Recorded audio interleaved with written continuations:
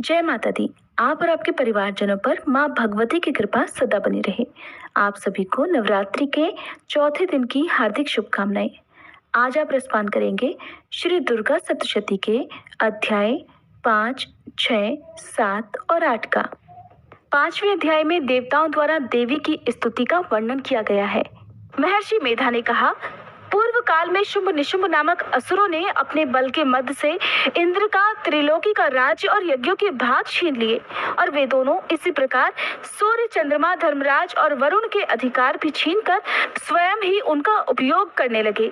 वायु और अग्नि का कार्य भी वही करने लगे और इसके पश्चात उन्होंने जिन देवताओं का राज्य छीना था उनको अपने अपने स्थान से निकाल दिया।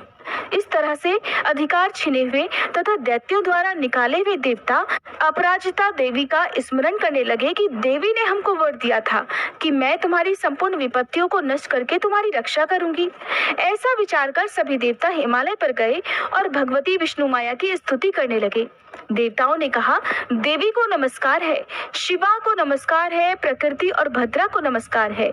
हम लोग रौद्रा, नित्या और गौरी को नमस्कार करते हैं। ज्योत्सनामयी चंद्र रूपिणी व सुख रूपा देवी को निरंतर नमस्कार है। शरणागतों का कल्याण करने वाली वृद्धि और सिद्धि रूपा देवी को हम बार बार नमस्कार करते हैं। और नैऋति राजाओं की लक्ष्मी तथा सर्वाणी को नमस्कार है।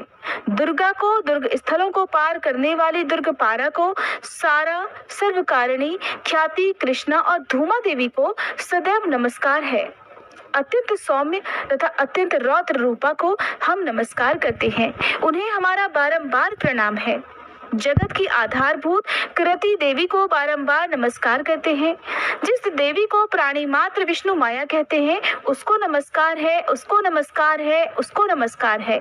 जो देवी संपूर्ण प्राणियों में चेतना कहलाती है उसको नमस्कार है, उसको नमस्कार है, उसको नमस्कार है। जो देवी संपूर्ण प्राणियों में बुद्धि रूप से स्थित है उसको नमस्कार है, उसको नमस्कार है, उसको नमस्कार है। जो देवी सब प्राणियों में निद्रा रूप से विराजमान है उसको नमस्कार है, उसको नमस्कार है, उसको नमस्कार है। जो देवी संपूर्ण प्राणियों में शुद्धा रूप से विराजमान है उसको नमस्कार है, उसको नमस्कार है, उसको नमस्कार है। जो देवी संपूर्ण प्राणियों में छाया रूप से स्थित है उसको नमस्कार है, उसको नमस्कार है, उसको नमस्कार है।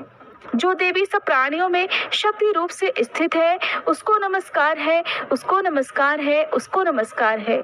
जो देवी संपूर्ण प्राणियों में तृष्णा रूप से स्थित है उसको नमस्कार है, उसको नमस्कार है। जो देवी सब प्राणियों में शांति रूप से स्थित है, जो देवी सब प्राणियों में जाति रूप से स्थित है, जो देवी सब प्राणियों में लज्जा रूप से स्थित है, जो देवी सब प्राणियों में शक्ति रूप से स्थित है उसको नमस्कार है, उसको नमस्कार है, उसको नमस्कार है। जो देवी संपूर्ण प्राणियों में श्रद्धा रूप से स्थित है, जो देवी संपूर्ण प्राणियों में कांति रूप से स्थित है, जो देवी सब प्राणियों में लक्ष्मी रूप से स्थित है, जो देवी संपूर्ण प्राणियों में वृत्ति रूप से स्थित है, जो देवी सब प्राणियों में स्मृति रूप से विराजमान है उसको नमस्कार है, उसको नमस्कार है, उसको नमस्कार है। जो देवी सब प्राणियों में दया रूप से स्थित है, जो देवी सब प्राणियों में तुष्टि रूप से स्थित है, जो देवी संपूर्ण प्राणियों में मात्र रूप से स्थित है, जो देवी संपूर्ण प्राणियों में भ्रांति रूप से स्थित है, जो देवी संपूर्ण प्राणियों में नित्य व्याप्त रहती है, जो देवी चैतन्य रूप से इस संपूर्ण संसार को व्याप्त करके स्थित है उसको नमस्कार है, उसको नमस्कार है। पूर्व काल में देवताओं ने अपने अभीष्ट फल पाने के लिए जिसकी स्तुति की है और देवराज इंद्र ने बहुत दिनों तक जिसका सेवन किया है वह कल्याण की साधना भूतः ईश्वरी हमारा कल्याण और मंगल करे तथा सारी विपत्तियों को नष्ट कर डाले।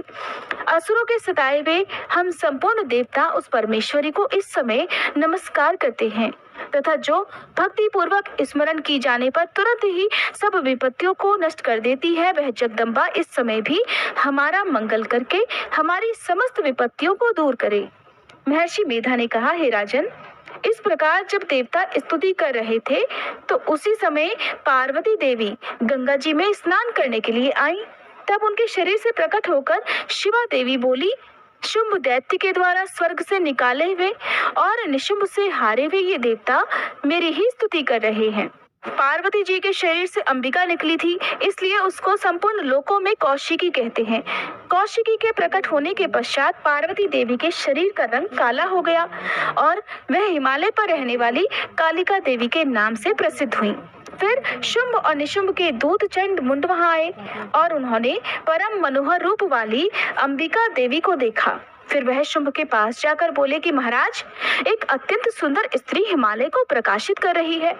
वैसा रंग रूप आज तक हमने किसी स्त्री में नहीं देखा। हे असुरेश्वर, आप ये पता लगाएं कि वह कौन है और उसको ग्रहण कर लें।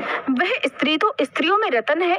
वह अपनी कांति से 10 दिशाओं को प्रकाशित करती हुई वहां पर स्थित है, इसलिए आपको उसको देखना उचित है। हे प्रभु, तीनों लोकों के हाथी, घोड़े और मणि इत्यादि जितने ही रतन हैं, वह सब इस समय आपके घर में शोभायमान हैं। हाथियों में रत्न रूप ऐरावत हाथी और उच्च श्रवा नामक घोड़ा तो आप इंद्र से ले आए हैं। हंसों द्वारा जुता हुआ विमान जो कि ब्रह्मा जी के पास था, अब भी आपके पास है। और ये महापद्म नामक खजाना आपने कुबेर से छीना है। समुद्र ने आपको सदा खिले हुए फूलों की किंजलकिनी नाम की माला दी है। वरुण का कंचन की वर्षा करने वाला छत्र आपके पास है। रथों में श्रेष्ठ प्रजापति का रथ भी आपके पास ही है। हे दैत्येंद्र, मृत्यु से उत्कांतिदा नामक शक्ति भी आपने छीन ली और वरुण का पाश भी आपके भ्राता निशुंभ के पास ही है। और समुद्र में पैदा होने वाले सभी प्रकार के रत्न भी आपके भ्राता निशुंभ के अधिकार में हैं। और जो अग्नि में न जल सके ऐसे 2 वस्त्र भी अग्निदेव ने आपको दिए हैं। हे दैत्यराज, इस प्रकार सारी रत्न रूपी वस्तुएं तो आप संग्रह कर चुके हैं, तो फिर आप ये कल्याणमयी स्त्रियों में रतन रूप अनुपम स्त्री क्यों नहीं ग्रहण करते? महर्षि मेधा बोले, चंड मुंड का ये वचन सुनकर कि सुग्रीव को अपना दूत बनाकर देवी के पास भेजा जाए। पहले तो उसको सब कुछ समझा दिया और कहा कि वहां जाकर तुम उसको अच्छे से समझाना और ऐसा प्रयास करना जिससे वह प्रसन्न होकर तुरंत मेरे पास चली आए। भली प्रकार समझा कर कहना। दूत सुग्रीव पर्वत के उस रमणीय भाग में जा पहुंचा जहां वह देवी रहती थी। दूत ने कहा, हे देवी, दैत्यों का राजा शुंभ जो इस समय तीनों लोकों का स्वामी है, मैं उसका दूत हूँ और यहाँ तुम्हारे पास आया हूँ। संपूर्ण देवता उसकी आज्ञा एक स्वर से मानते हैं। अब जो कुछ भी उसने कहला भेजा है वह सुनो। उसने कहा है, इस समय संपूर्ण त्रिलोकी मेरे वश में है और संपूर्ण यज्ञों के भाग को पृथक पृथक मैं ही लेता हूँ और तीनों लोकों में जितने श्रेष्ठ रतन है वह सब मेरे पास है। देवराज इंद्र का वाहन ऐरावत मेरे पास है जो मैंने उससे छीन लिया है। उच्च श्रवा नामक घोड़ा जो क्षीर सागर मंथन करने से प्रकट हुआ था, उसे देवताओं ने मुझे समर्पित किया है। हे सुंदरी, इसके अलावा और भी जो रतन भूषण पदार्थ देवताओं के पास थे वे सब इस समय मेरे पास हैं। देवी, मैं तुम्हें संसार की स्त्रियों में रत्न मानता हूँ, क्योंकि रत्नों का उपभोग करने वाला भी मैं ही हूँ। हे चंचल कटाक्षों वाली सुंदरी, अब ये मैं तुझ पर छोड़ता हूँ कि तू मेरे या मेरे भाई महापराक्रमी निशुंभ की सेवा में आ जाए। अगर तू मुझे वरेगी तो तुझे अतुल महान ऐश्वर्य की प्राप्ति होगी, इसलिए तुम अपनी बुद्धि से ये विचार कर मेरे पास चली आओ। महर्षि मेधा ने कहा। दूत के ऐसा कहने पर संपूर्ण जगत का कल्याण करने वाली भगवती दुर्गा मन ही मन मुस्कुराई और इस प्रकार कहने लगी, हे दूत, तू जो कुछ भी कह रहा है वह सत्य है और इसमें किंचित मात्र भी झूठ नहीं।